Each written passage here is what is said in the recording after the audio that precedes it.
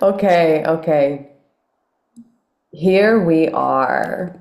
Here Here we are. we are, Summer and Carla. Good Well, morning, Karla. good morning. Actually, it's my evening. Good evening. And good morning to you. So, we are going to chat with you about Muse. News. Muse. How do you feel about Muse coming up? Oh my goodness. I'm feeling like it's so needed. I'm fe I mean, I feel like I need it. I just love I love a container where this is unique, this container. I It's was, super, super, super unique because most of the time you have something like, okay, we're going to do an artist residency, and it's an artist residency like held by artists, and they're but this is different because we're doing the same, like it's the same thing. It's like, committing to your art every day, committing to like cultivating the practices that support your art every day. But then it's me and you, and our like, yeah, I don't know. Well, I don't know your me decade plus experience in guiding, and you are just Karla Palomino. So it's like the depth of really excavation also that can be available, while not being the like we've talked about before. We're not going to sit in the room and talk about it too much, but that depth of excavation that's available when you get stuck or when you feel blocked or whatever, it's like we really can work through those spots in real time so that you know how to do it as you understand the landscape. yeah, because So I think, yeah. because that's where the gold is. It's like in the staying capacity for the moments when you're like, I want to throw in the towel. This isn't, you have to you have to like momentarily grieve in real time the fantasy that you're holding about how something is supposed to look or express so that it can actually move out of the way so that the muse can come through. Like Yes. so many women, as I'm talking to them about the muse and working with their own creative practice, and this has been true in myself, especially in the last year around making music, is this piece of like getting out of the way for the idea of how you want it to look versus how it actually wants to express and come through. And Yeah, very interesting. having the staying power of like letting it be clunky and awkward and kind of grating and kind of like, ugh, I don't know this embodiment. I don't know this sensation. I don't like this sensation, but I'm gonna stay with it because actually there's a huge opening right beneath, but you have to move through the layers of the judgment and the punishment and the like that bracing against or the enduring against that force that's just wanting to crack through. Because right, 100%. And it's the dedication to showing up to it again and again and again that has you build the skill to bridge the gap between, because you, like Ira Glass said, you got into this because you have good taste. You understand what's good. You see it and you're like, that's good. And you feel into like what you would make, and you're like, what I would make would be good too, because I know what's good. And then you go to sit down and do it for the first or second or third or fourth or fifth or sixth time, and it's definitely not as good as what you had in your mind, and that's very discouraging. And you might think, oh well, like other people can do it good, so I must suck.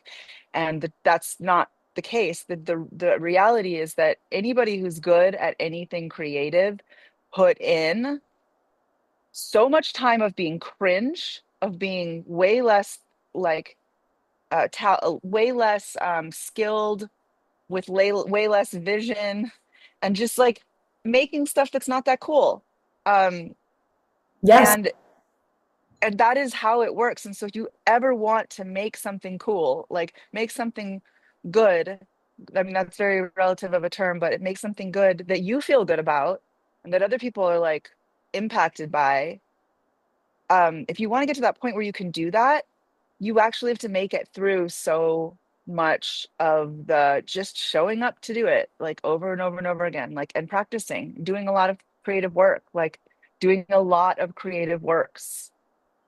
And this is the place that I feel, at least in my field right now, and the woman that I'm working with, and over the years of doing this work for a while, for like a long time now, like 6 years of showing up and in embodiment work, in work where women are birthing their medicine in different ways, their brilliance, their muse, is just how quickly they are to drop that muscle of devotion, of showing up. Yes. I've seen this in myself as well, like, oh, Yes. wow, I have a natural knack for some things. I don't have a natural knack for other things. And then those things that I Yeah.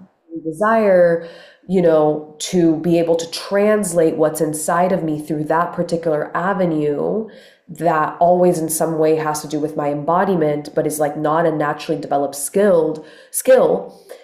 It's that place where it's like, being willing to suck at first, and being willing to show up and share anyways. I look at videos. I mean, there's so many different things, right? It's like not really about the skill, but it's like the energy inside of it, the embodiment inside of it. I look back at videos of me from like 5 years ago of me speaking, and there's like this gap between the landing of what I'm speaking and saying in the transmission and what's inside of me and how it's coming through me versus how it is now, right? Like there was Yeah.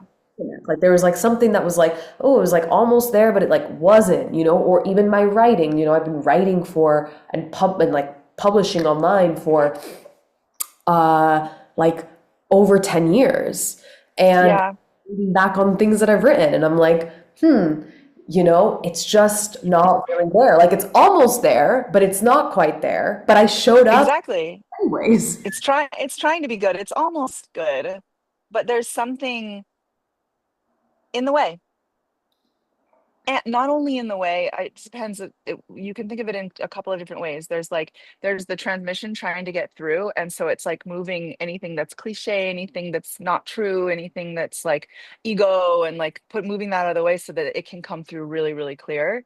But then there's also developing the skill, like really understanding how to write in a way that has that like inspires the feeling in somebody, or in that's really like clarifying where you can get the transmission.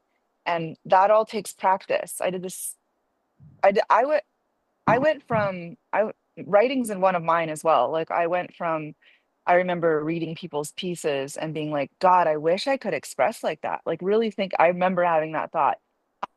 I wish I could clear and that colorful and that like really expressed in that way. And I couldn't. Like I just would write and it was a little bit flat. And I subjected myself um to intense criticism and editing. Like I used to get edited by, I don't know if you remember Elephant Journal back Uh-huh. in the day. Um I had a columnist on account with them. So you send in your thing and they like tear the piece apart. They tell you what you have to take out, change, da da da da. And wow, that really worked me. But I committed to writing 2 articles every week. And I was like, I'm going to get good at writing. And I found myself in a place where I feel really good about my writing. Anything that I'm good at, like creatively, that people think that I'm good at, and photography is another one. I went through a very long period of sucking at it. Same. And it's not that I didn't have like some, like I had an inspiration, I had the spark, I had the desire as well. Like I had the spark, I had the desire, I had the taste. Like I would see things and I'd be like, that's good, And but yeah, it just takes a lot of dedication. It takes a lot of devotion and dedication. And I think that something like Muse, there it does a couple of things. It anchors you into like that vein of dedication and of devotion. Like you show up every day and you see what you can do when you show up every day, but it also just like dispels a lot of the beliefs that you have no idea you're holding about creativity. That and those beliefs, when you hold them and you don't examine them and dispel them, they will have you go your whole life not getting that thing through you that you can feel in there. It's in you. Like there's music in me, there's music. Like, have you ever felt that? Like, there's music in me, and how do I get it out? And then it's like all my little thoughts come in and are like, yeah, but like you don't know how to do that, and you don't know how to do that, and you're not as good as that person. So, you and like, oh, you're busy, you have all the other things, and like I don't know how to begin. Like, how do I even begin? Like, and so there's all of these things that stop you, but the haunting never goes away until you go for it, until you begin and continue. It's like I just like at a point I get tired of being haunted and I'm like, it's time to do this. That was the exact spot. It was like I realized for me with music, for a long time it was ceremony, like guiding ceremony is one of the expressions of my muse, and like a form that for me is really artful actually, because it has a whole art inside of it. It's like guiding that Yes, light. 100%. And you're in full transmission. It comes like through you in Like, this way. like it's like poetry. Oh, she froze, she froze, she froze. We'll give a second. A rut row. Okay, you're back. Yeah, you're back. It's like a poetry, it has a poetic element to it. And I remember also with dance, Mm. there was a natural knack that I had from, doing some gymnastics and some dance classes when I was a kid. But I remember like even in my um like early 20s when I was like starting to get into dance, like and taking videos of me, right? Like really confronting the truth of where Oh I'm. my God. I I was I do like, that. I was like, oh God, like it was like all the things. And that's the thing. I feel like the devotion to Well, the you're faced with your essence with dance. That's a big, you're faced with your essence same with the voice, same with the voice. and your voice. Oh, you're faced with your essence and your relationship to it. And so it's like it's this confrontation of like being in front of being in front of the mirror and like being willing to not look away. It's the deepest kind of shadow work, I feel. Like it really Oh my God. is your Yes. relationship to a very, very naked part of yourself. And it's why it's Mhm. so easy to just look away, to be like, I can't Yeah. even go there, because you have to feel the whole underbelly of, as you said, like those beliefs that live in there and examine them and like give room for them, not be bound by them, and like keep knowing that the only way through is actually not in just like pausing and just sitting like endlessly with the beliefs to prepare yourself to like be able to face yourself, but actually the transmutation of those beliefs that happen because you are willing to stay committed and keep showing up and looking in that mirror. Like as I'm working with a song, listening to the recording, ooh, that part. And it's like, I feel like it's twofold. There's a level of skill, but there's also a level, like, there's also, you can have the skill, but have no essence, right? Or you can have the skill and have no, or the essence and no skill. And I feel like you actually really need to build both. And it's like you can have the skill, but there's no like real magic inside of it because you've just developed it in this way where it's muscle memory, but you're not fully Hmm.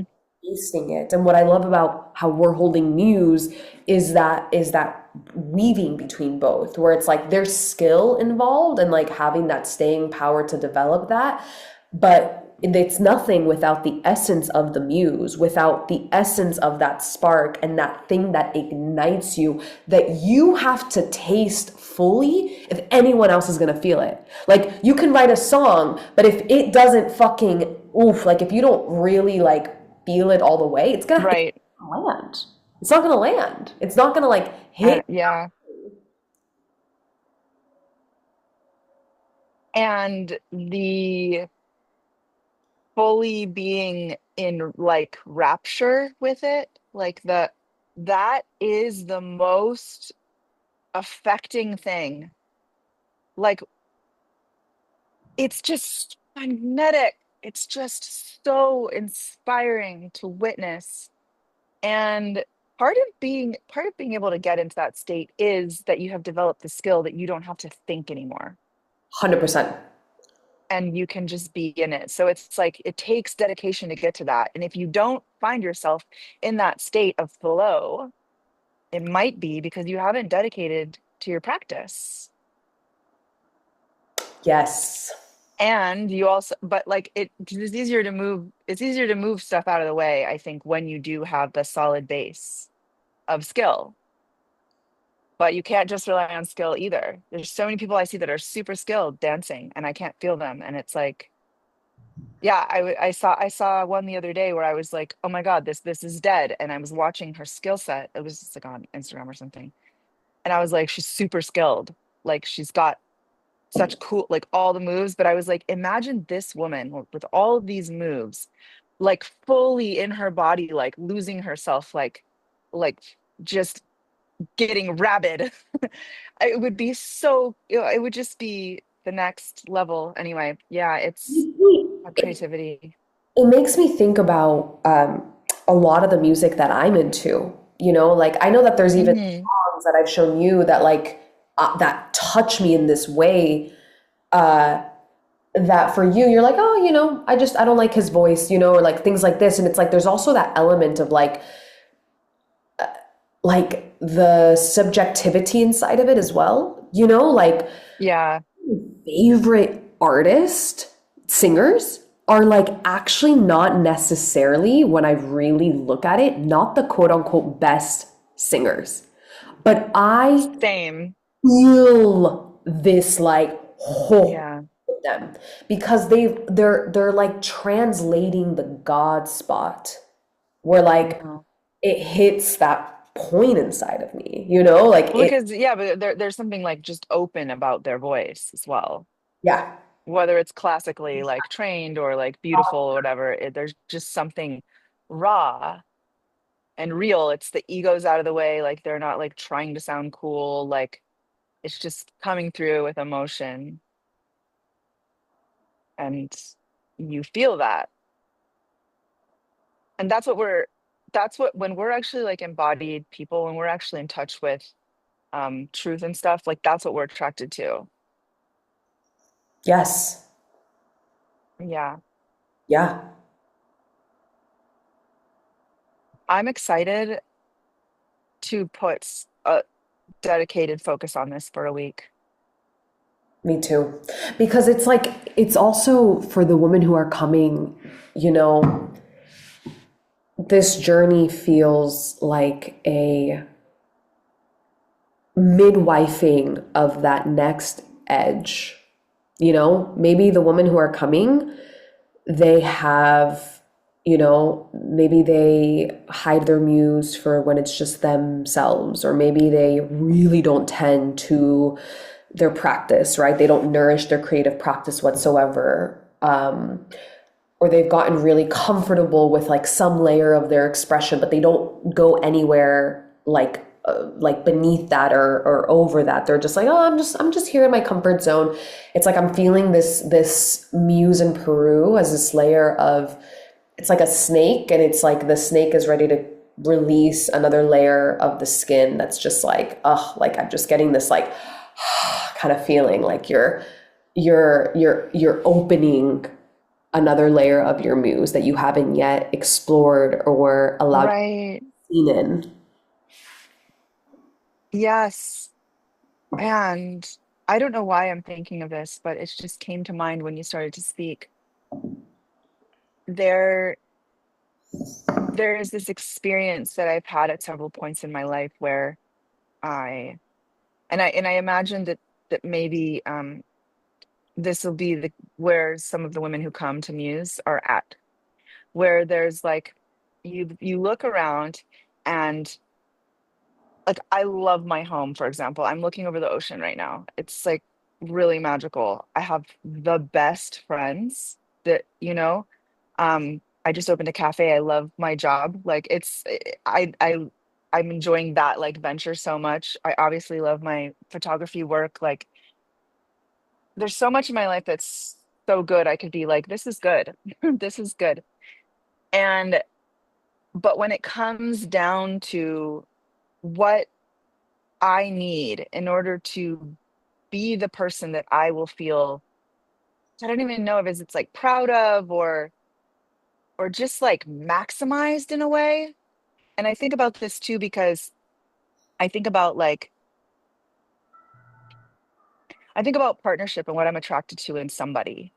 And it always comes down to they have this anchor, like this something that they are dedicated to and devoted to that over the years they look away from it, but they always come back to it and they always devote even an anchor and even deeper because that's their muse. And they are doing it. It's like, what else is there to do in life? Like what, buy a house? Like, yeah, it's comfortable. Like what, buy a house and like go through the milestones of a traditional life. You can do all of that and not feel satisfied. 100%. You could do all of that and never feel satisfied. What will have me feel satisfied with life is that I am devoted to getting better at the thing that allows me to express God through me. That is the only thing that satisfies truly. Whether that's and it could be like anything. And if I'm not cultivating that, then my sweeping ocean view, it just doesn't hit the same way. There's something missing.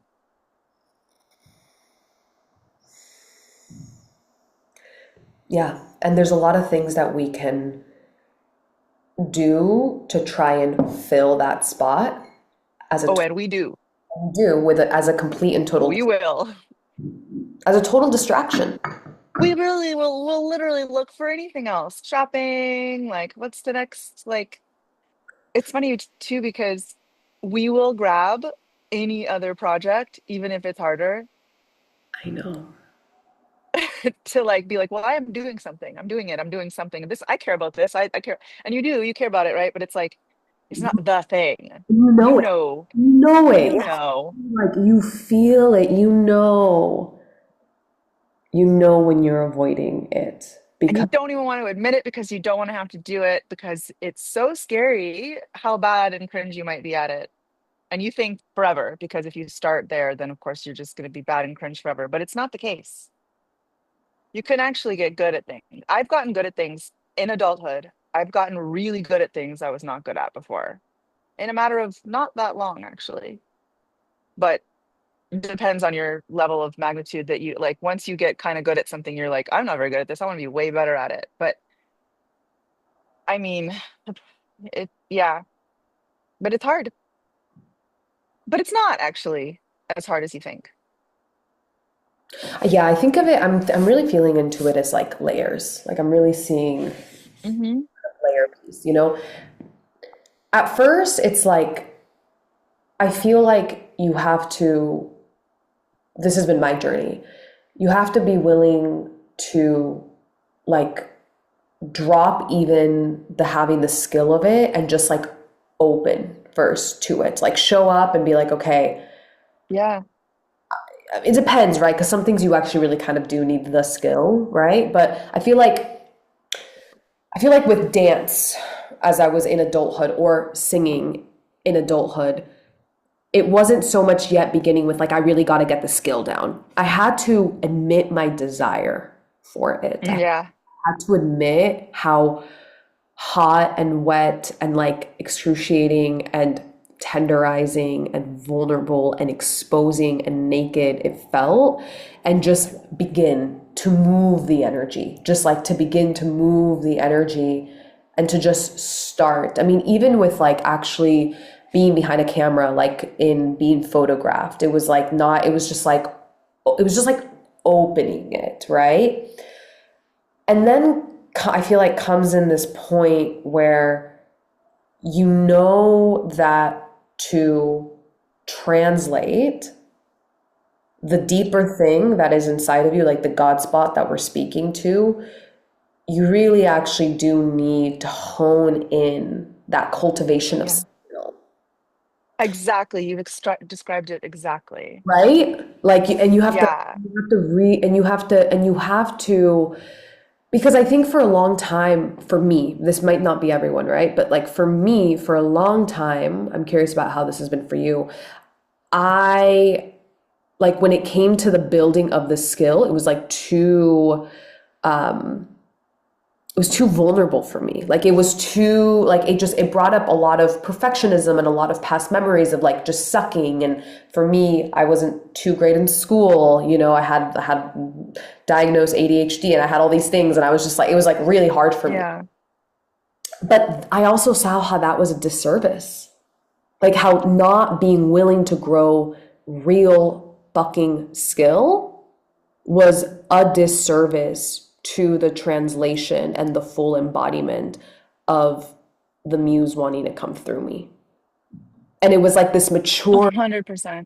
it was like the maturing piece where it's like, okay, it's not, you know, and I feel like there was layers because, It's not just you can only go so far with raw talent, and raw taste. You can only go so far. It's you every serious artist knows this, that yeah, you may have some talent, you may have an impulse, and all of that is right and true. And skill is a big part of it. But I love what you said about, because the skill actually does, the skill can come after you begin, because you also, that also, as you begin to express, you begin to understand and clock what skills you need to build to translate the thing that's wants to come through. And then you can get specific and work on those things. Exactly. Otherwise, it's like, where do you even begin? You have to begin.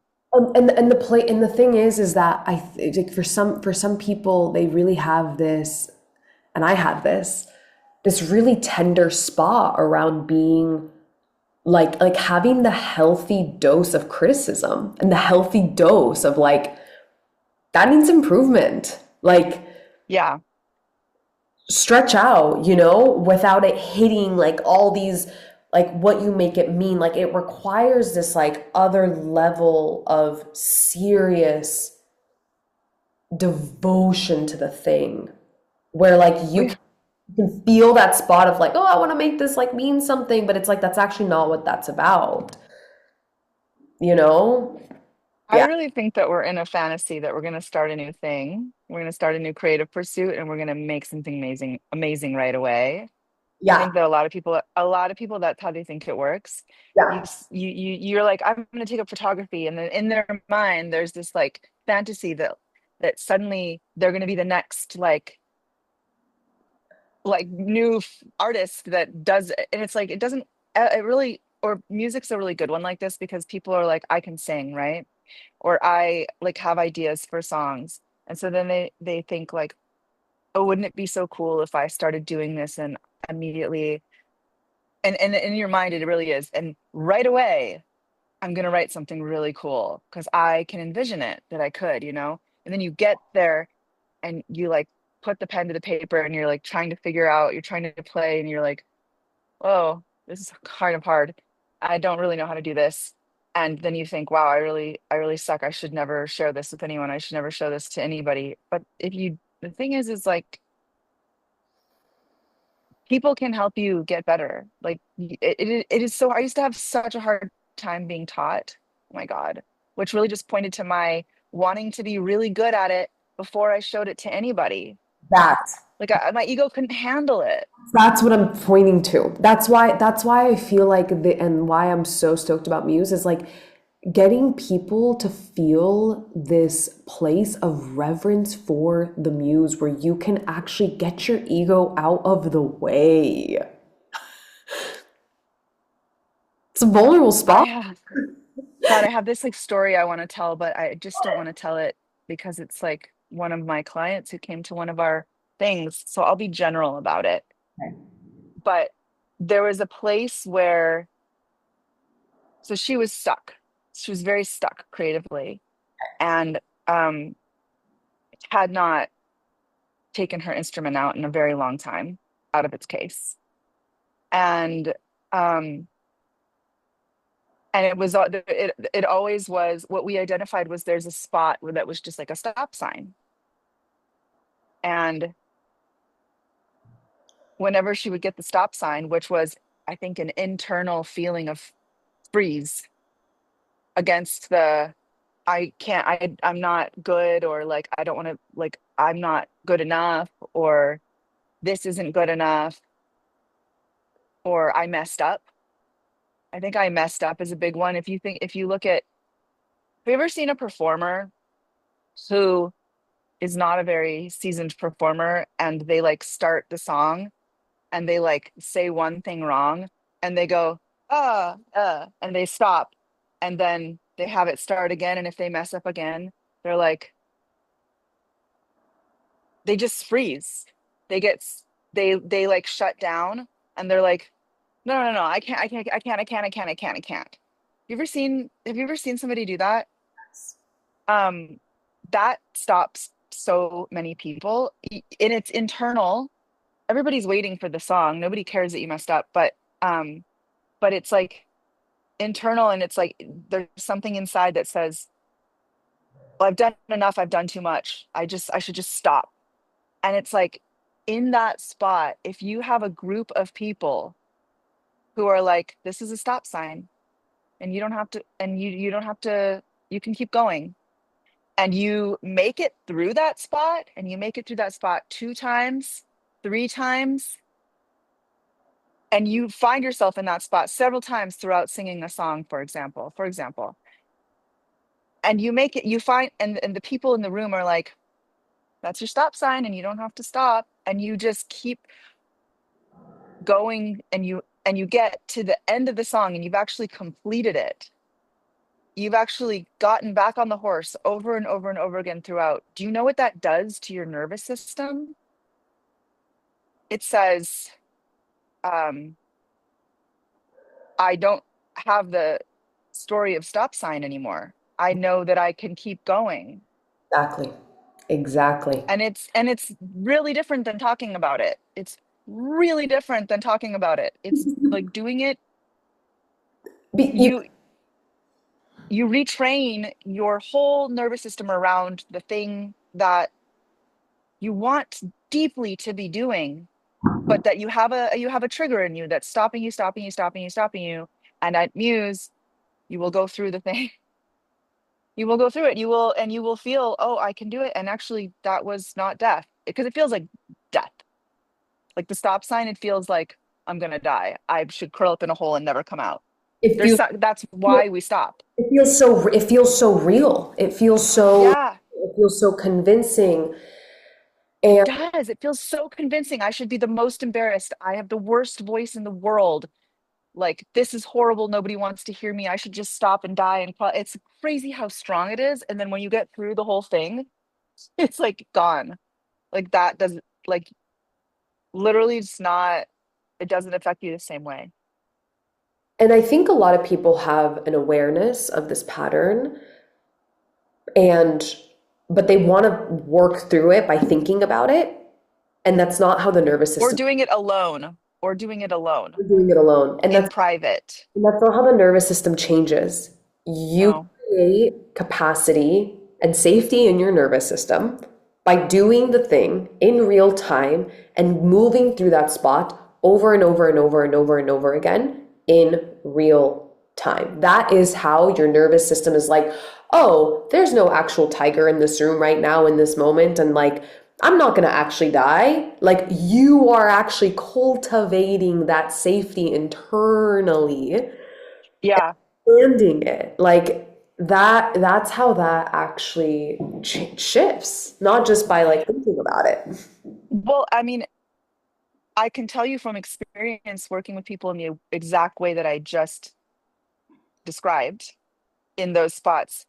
Every single person who made it through was um, doing things creatively with people, in front of people, with an audience after that, that they were had been frozen for years around doing. Because making it through, the thing is it doesn't feel like death anymore. You feel free. You feel free of that, and suddenly it just doesn't feel as scary and you can do it. It just not like it's not scary at all, but it doesn't feel like death anymore because you did it and you didn't die. Fully, fully. Like And my like oh, this is why the being seen part is so important. And actually, when I did a poll online on my Instagram around like what is the spot where you actually have the most challenge and where is the spot that you had the most desire, it all comes down to the spot of being seen. That's what everyone who voted said, the biggest challenge and the most desire. is around being seen.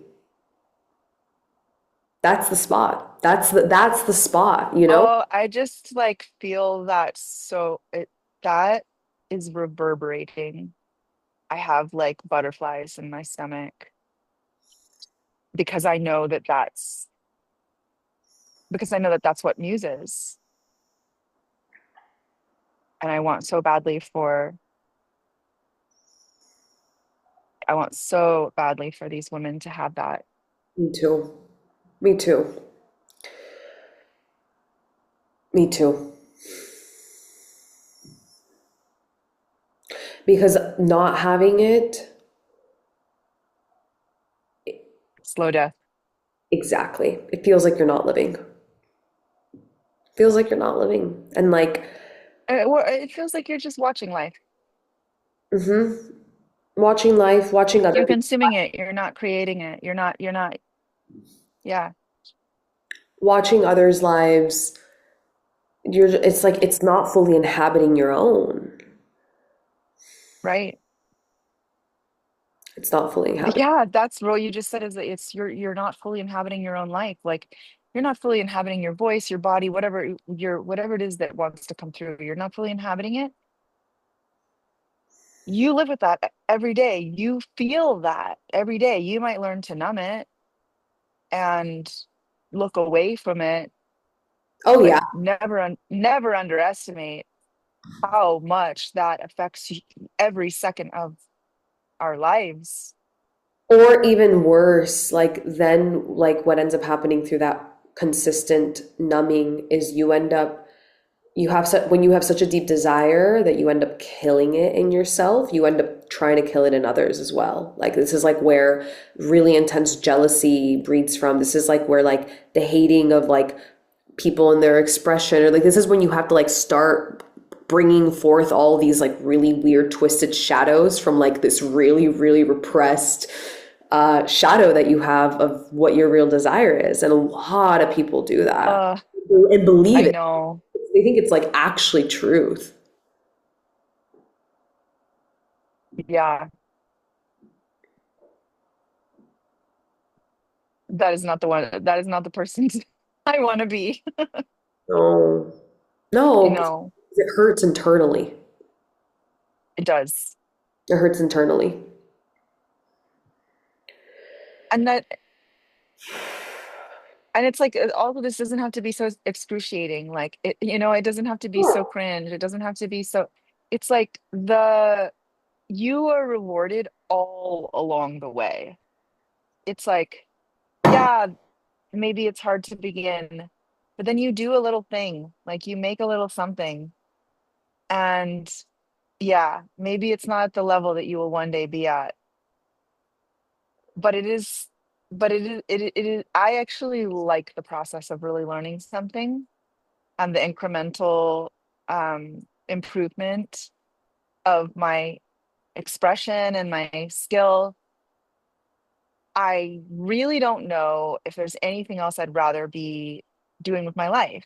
Like that feels better, even on an incremental basis. It's not just about like at the end when I'm like really brilliant. It's like you get that well, what you get is you get dopamine the way that it's meant to be Exactly. distributed.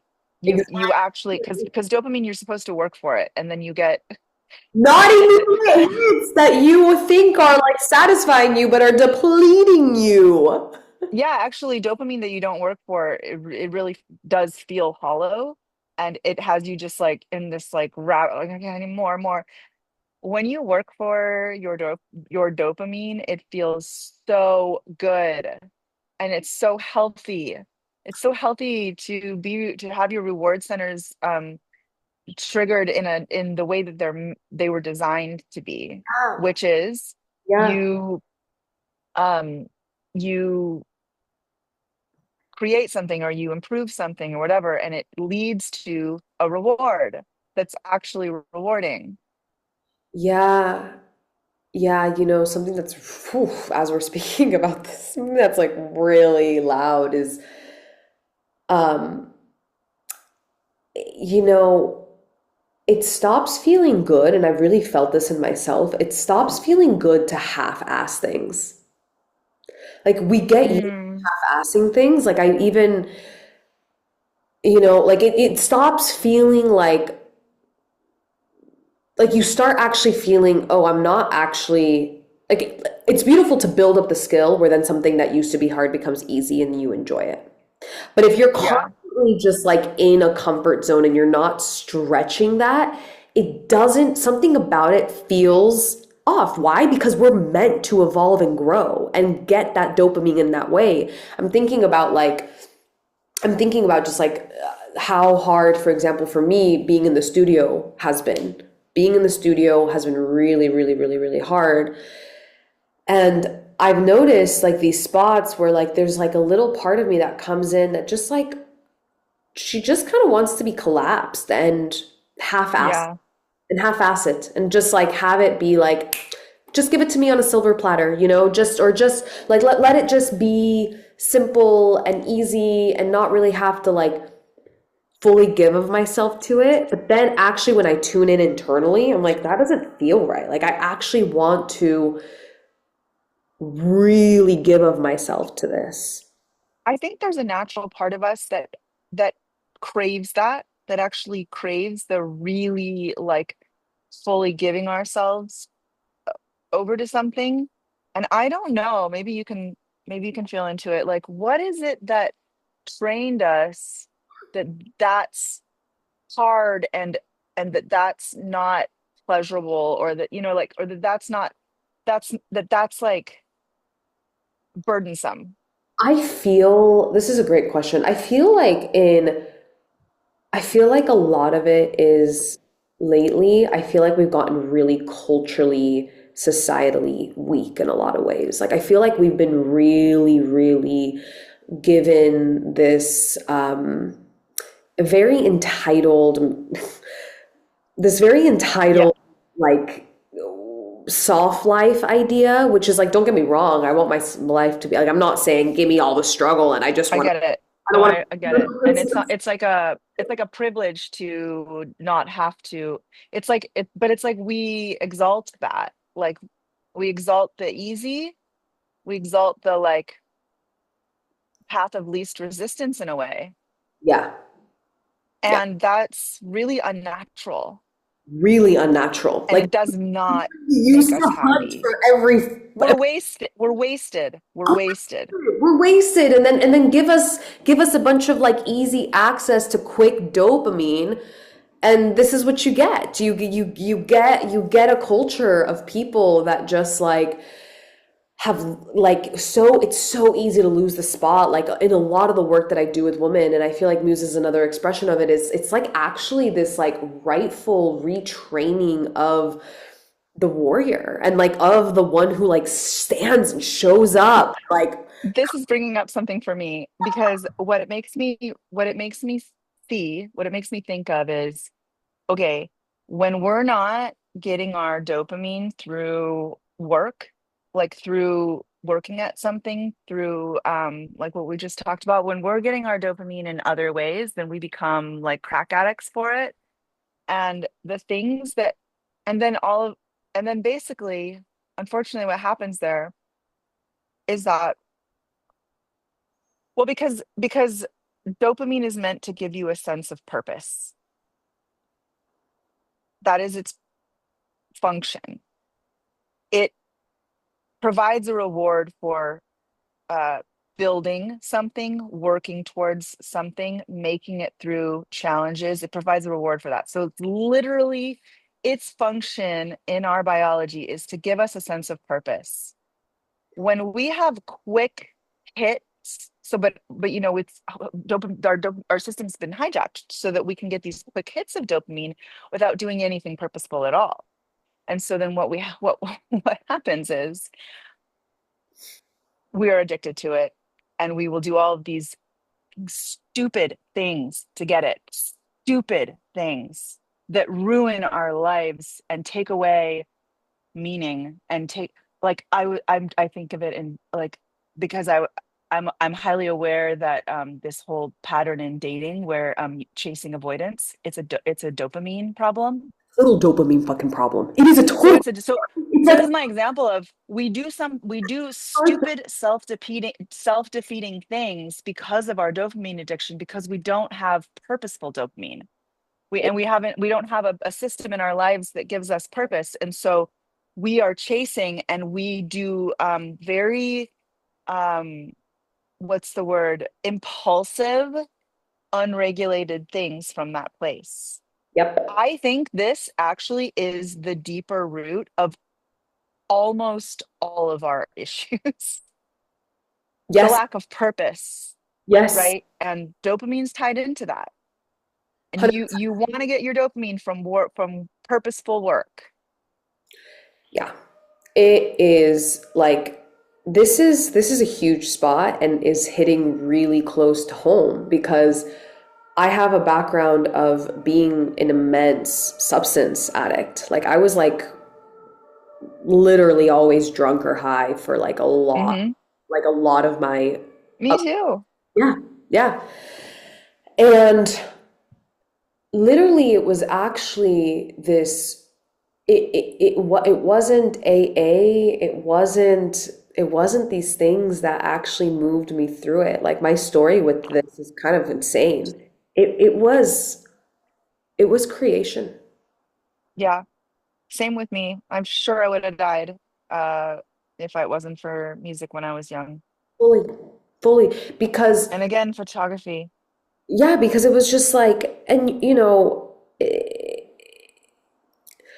this was a huge spot. It's not that the addictions or these kinds of things just immediately went away. It's been a journey. It's been a spiral journey, right? Like Yes, it's been a continuous me journey. too. It hasn't just been like a linear, like black or white. But what I will say is that the centering and the grounding in myself, in my relationship with God, came down to this relationship that I had to my creative life force energy and how I devoted myself to it because of the ways in which I had just so much, this neural pathway was was distorted and just taking me into the feeding, the consuming versus the creation. And Yeah. shift, no one could hold, like no one was like do this, like no one like cornered me. Like it was like I had to choose it. I had to choose it. I had to really, really, really, really choose it and keep choosing it, keep choosing it. And then with that, so many things like fell off. So many patterns that I couldn't move past for so long. You could have worked at them for years and nothing moved. But the devotion to my creation, to my like to my life force and to this creative force inside of It me. reorganizes. It basically makes those patterns obsolete. You don't feel, you don't reach for those things. Yeah, exactly. Exactly. Yeah. Exactly. I've had the same experience. It is absolutely true. The more that I move into creation, the less it's like even if you were to just look at it in a very straightforward way, the more I am in creation, the less I am on my phone. Like it is true. 100%. And then on like, and then like, it makes me think of a mystical sense. What are we searching for in, like, it makes me think of like Marion Woodman's work and these different like Jungian analysts that I like and stuff. It's like, what are we searching for inside of all of these like seemingly benign addictions or like overt addictions, gambling, love addiction, drug addiction? We're looking for God. Yeah. It's a search for God. And it's like, Yeah. what do we actually feel when we're in devotion to that energy? We touch the God spot. So it's like you get that satisfaction that you're actually looking for, and you're resensitizing your palate, your like what actually feels like a nourishing meal versus like crack. You're training your system to be like, oh, this is, I get to have this as opposed to that, and it becomes less appetizing. You're right. That's totally true. It becomes less appetizing when I'm in a really good flow, for example, making music and I've started to write a song. I wake up in the morning and the first thing I want to do is work on my song. Yep. Like it is, and it feels so good to do it. Literally nothing could compare. Nothing in social media scrolling could compare. Nothing in like, I don't know, whatever kind of mindless chasing uh that I could be doing of many different things, shopping, men, blah blah blah. It's that, but to get to that spot of purity where you're just like it's you and the music that you're making, or you and whatever it is your art is, whatever it is your creation is, whatever it is that you need to bring through, it doesn't have to be art. Um, but when you get to that spot, it is what I was trying to say is to get to that actually takes a lot of cultivation. And that is why we don't do it. That's why we bypass and try to get our kicks the easy way that take no cultivation. But truly, we do not like ourselves when we do it that way. And it's not fulfilling. No. We really don't like ourselves because what is there to like? Like when you're not tending to the longings of your being, it's hard to respect yourself. That's the You truth. you start, and then I feel like it really actually eats at your self-esteem. Like it really It does. eats at your self-esteem. And that's another way that it affects everything. Because because if you do not feel like you are anchored into a passion of some sort that you feel, people, because people feel that from you, people can feel that from you. But the truth is like you feel that. And so when you're interacting with others, you feel a sense of invalidation because you're not validating what God gave you. So 100%. This, it it it like you don't think that it's like directly related, but it is related to the way that you feel in the world all the time. Is constant. It is totally related to that. all the time, actually. If Ooh, you don't feel valid as a person, if you don't feel valid in a group of people, if you don't feel good enough, um, really like see if you can link it back to like, would that be true if I were really proud of the work I was doing in my thing, in the thing that my being wants to do? Would I actually still feel that way? you know, this is Probably you wouldn't. this is hitting a really tender spot because it's like you're speaking so much to my journey. Like I'm just thinking of, I'm speaking to my journey as well, and this is why I am committed, because I'm tired. I got really tired of feeling invalid and not, I got really tired of talking to people and talking about what we do in lives and seeing that they are committed and have been to something, and that I had my things. I could talk over it. I'm a writer. I've been read by like over millions of people. I'm a photographer. I travel around the world and shoot and do all these different things, and I'm constant. But was that hitting the depth of it really came back to like I needed to start making music again. And that's what I had to realize because I let it go for a long time. And it was like, wow, that's you have to grieve that. You have to contend with how long you let it go, how the loss of all those years of getting better, um, and all of that. But even just starting it back up again, I feel that sense of validity in myself that I didn't feel for a long time because I know that it's true and I know that I'm willing and that I do and that I show up, and that feels like when I talk about it, you can feel versus me trying to make something else that I'm doing that I'm not fully committed to or not full. I don't know. There's just like these little stories we tell in like social circles or whatever to ourselves, even like I'm like doing something, like I have a job. Um, but your being's longings are not being tended to, and that, yeah, it just affects everything.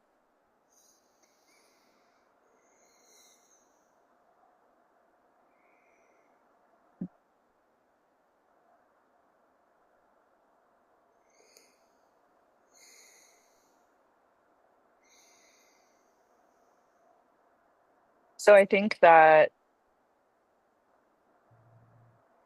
it's something that you can just start on by yourself. You can.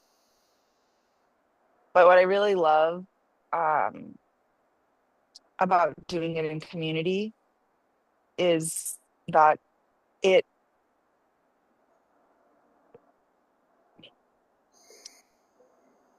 it really um, well, it just for so many reasons. It heats it up, like it gets you working at it every day. It gets you accountable, you know, and that's like a good start because once you get into the groove of it, it's a lot easier to keep going.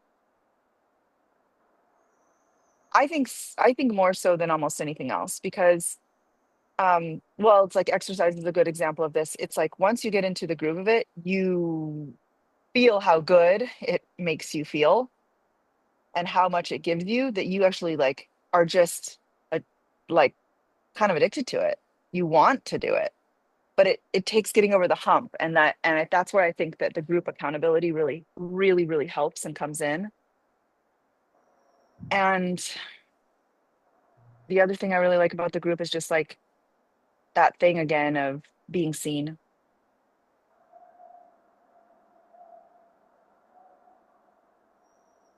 You can't do that alone.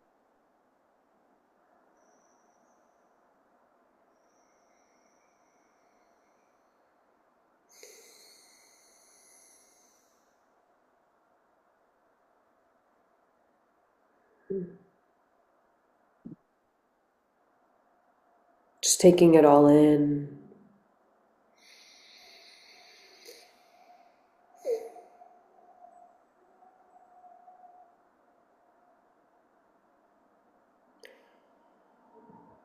So if you feel the call to really nourish and tend to the muse inside of you because you're done bullshitting yourself, because you're done pretending, and you're done placing your energy into things that are halfway it, but like not really it. And you want to go through a journey that's not just like random throwing spaghetti against the wall, but like is actually a guided midwifing of your muse and all of the different threads of embodiment so that you actually grow that capacity to be seen and to be felt. First of all, feeling and seeing yourself as the muse. Secondly, being willing to bring that forth and out, and to actually know and have like the internal map of how to when you get off the spot, come back in, and how to really, really work that devotional muscle, come to Muse. It's going to be fun. It's going Mhm. to be, what else is it going to be? Magical. Always magical, deeply magical. But so magical. Do you want to say anything about Peru? Ah, Just like I mean, a quick hit for people. every every time I arrive, I cry. It's it is I cry. My eyes are filling up with tears at right now. I mean, Peru, I mean, look, we're the mountains, you can't describe them. You can't imagine.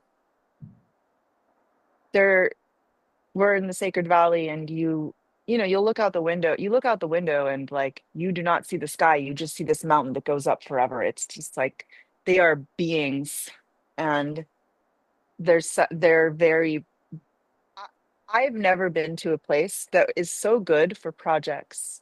There's something about the energy, the climate. You're constantly in a state of wonder and awe as well because it is so arrestingly beautiful. And but there's just like a groundedness. I've talked to a lot of people. It's like a very supportive masculine, the energy. And so it's really good for projects. It's really good for building something. It's not distracting. It's very holding. It's like a holding feeling there and very reverent. Just like reverence is in the air. I just think it's the perfect place for what we're doing. I'm excited. I've never gone, and it really, really deeply, deeply, deeply calls me. So, oh, I feel her deeply. I feel Peru so fucking deeply. So deeply. I'm stoked. Actually, him. Feeling him. Him, her, both. Muse, I think, is her, and she's being held by him. Even better. Hmm. Even better. All right. All right. Thanks for having this convo with me, babe. Yeah, thank you. Such a good combo. All right. Come to Muse. I'm the Muse. Bye. Bye.